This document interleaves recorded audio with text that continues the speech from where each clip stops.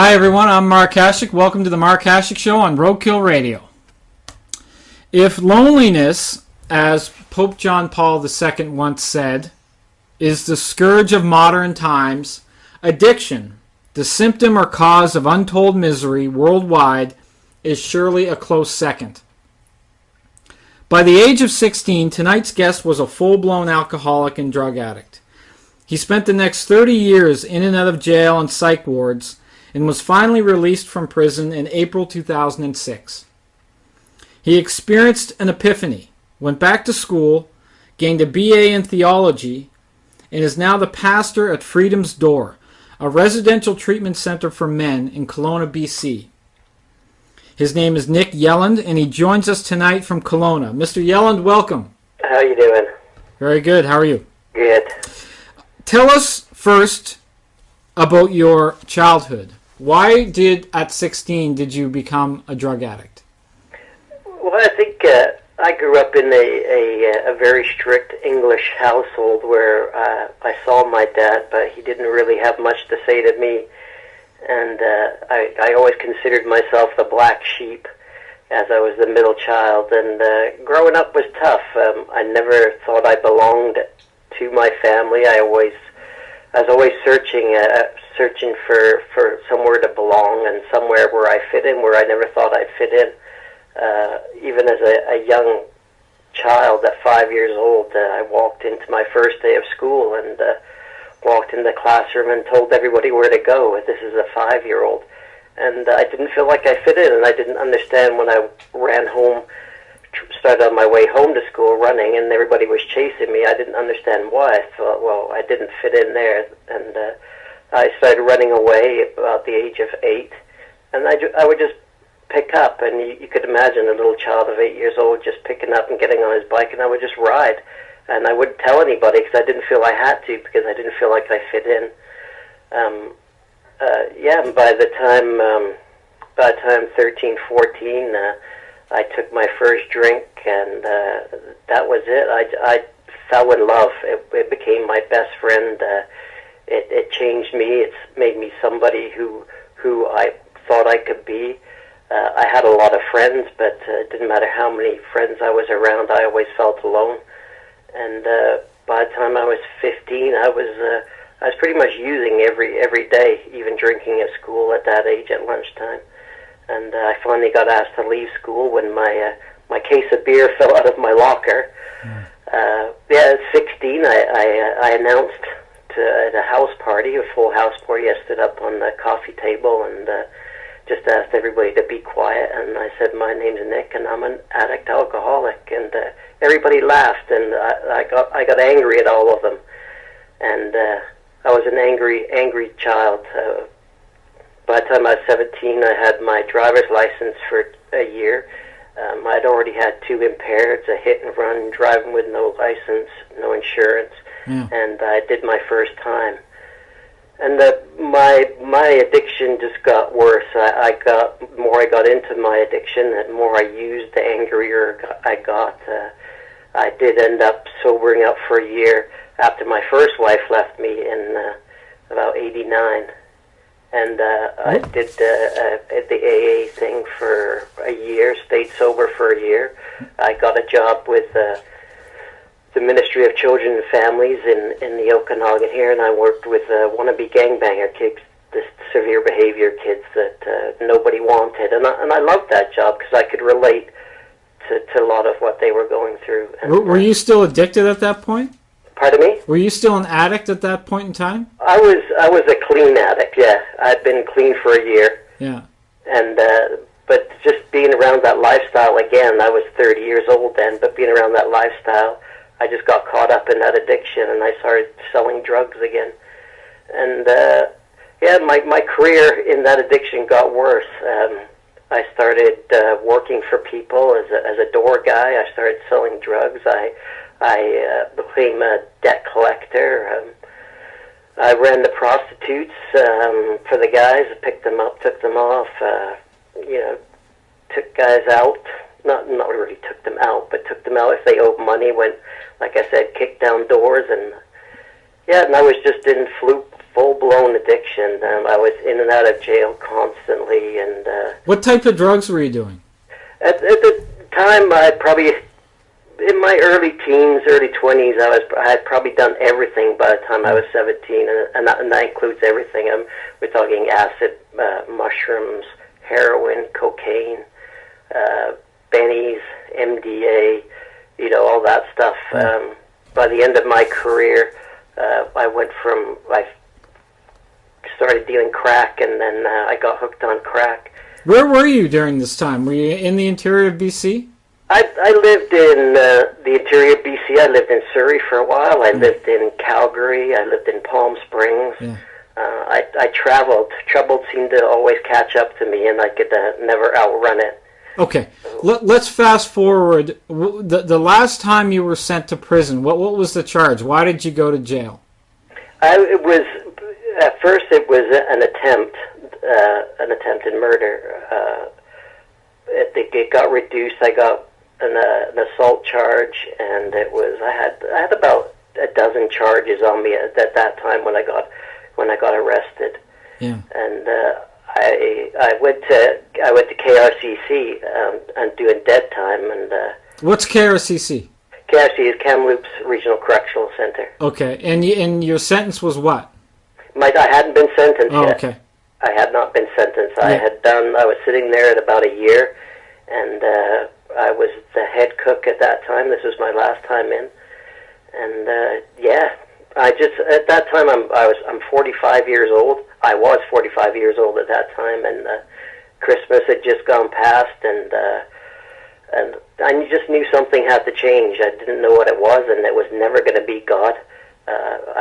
God was not mentioned in our household, or you didn't even mention the word God or Jesus in our household. I was a very racist guy. I was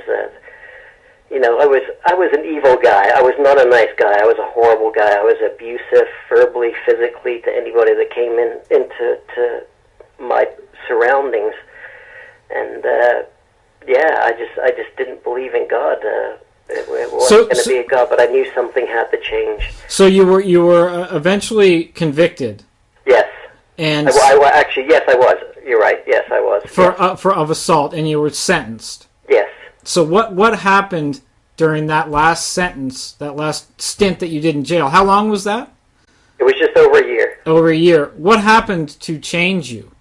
But to go step back a bit. Sure. Before I went away, before the arrest came, I came home from using, and I came home from a job, and I had a pistol. I carried a gun, and I had my gun sitting on the couch, and I just wanted out. I've been in and out of suicide attempts since I was about 15, 16 years old, and I was sitting on my couch, and this was it, that I was going to do it this time, and I put the gun to my head, and I pulled the trigger, and the bullet got jammed, and I slid it back again, got the bullet in the chamber, pulled the trigger again, and it got jammed again, and I threw the gun across my living room, and I just looked up, and I said, "What the do you want from me?" It was the first time I acknowledged God in my life.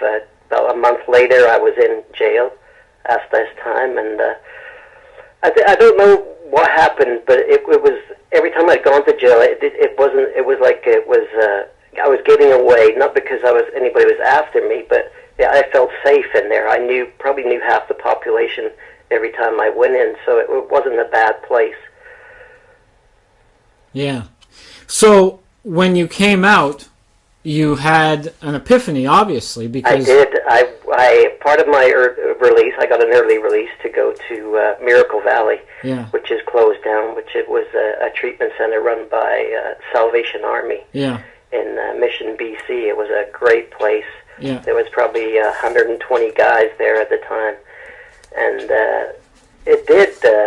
They had a program called the Alpha Program, which now I know it's a Christian beginners program, and I'm an English guy, and my name is Nick, and there was an English guy named Nicky Gumbel teaching the course, so I figured, hey, let's see what this guy's got to say. He's good. He could be a good guy. And I just started listening, and I was fighting it with everything in my being that it wasn't going to be God or a higher power. I thought I was my higher power. I thought I was my God. I was in control, and nobody else was going to be in control of me. And I just kept asking questions, and I finished my 90 days at Miracle Valley, graduated. I still wouldn't have called myself a Christian. Yeah. And then I had to find another place to stay, which was a residential place, a living place. And I thought of, or somebody mentioned Kelowna, and I said, well, what's in Kelowna? And they said Freedom's Door. So I came to Freedom's Door, and they said one of the stipulations is that you go to church on Sunday, and I fought against that. Yeah. But I just kept asking questions. I just drove everybody crazy asking questions because I just thought Christians smiled way too much. You know, my life sucks, so your life has to suck. It can't be that happy because I'm not happy. And you know, just questions like, why do you eat crackers? Why do you drink juice? Why do you do this? And it was, and I think I had been there maybe 3 or 4 months, and it just came like that's one thing I couldn't get. It was forgiveness, and I could forgive others what they had done to me, but I couldn't forgive myself what I had done to people, and that included the 30 years of my career in addiction. I'd hurt a lot of people, hurt a lot of families, and I ruined a lot of people's lives, and I couldn't forgive myself for that. And I think through Christianity and Christ and forgiveness, I came to accept that I could be forgiven and that I could be loved, even though the horrible person that I was, that even a guy like me could be loved. And I got the call. I got the call to Bible college, and a guy like me in Bible college. Yeah. Well, it's a wonderful story of redemption, and now you are the pastor at Freedom's Door. And I want you to tell us what that residential treatment center is all about, and how it deals with people who are abusing drugs. Is it abstinence-based? It is abstinence-based. So yes. What are they able to take? Can they take aspirin or Valium or methadone?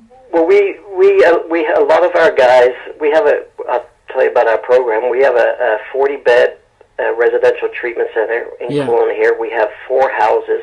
Yeah. 3 of them are together in a residential neighborhood. Yeah. And the 4th house is about 2 blocks away, and we have 10 bedrooms in each house. And a lot of our guys are first phase, so we're talking guys that have mental health issues. About 70% have mental health issues, meaning personality disorders, schizophrenia, bipolar, depression. Yeah. And so 70% of our guys are on medication. We do not allow any narcotics. That even means Tylenol, T3s. We do not allow. We do not allow methadone or anything like that. But why don't you allow those drugs, methadone? Well, I mean, speaking for myself personally, I think you need to have a clear head. You need to get. You are so messed up in that drug, and I'm speaking for myself. You're so messed up in that drug. You can't think straight. And I couldn't think straight until I was clean and sober for probably a year and a half. I got all that stuff out of my body, and even when I first came into when I was cleaning up before I became a pastor, I also was on risperidone, Wellbutrin. I was taking Seroquel, and I knew that's what I needed. They were court ordered, but I knew that's what I needed just to get me settled down. I was an angry guy, and I had depression. But I mean, you're using drugs and alcohol, so I think depression is a part of that abuse. Yeah. I think there are legitimate people that do suffer from depression, yeah. But all we hear these days, Nick and Mr. Yelland in Vancouver, is that harm reduction works. It's the way to go. In the downtown east side, which is ground zero for hard drug abuse, everybody virtually is on methadone.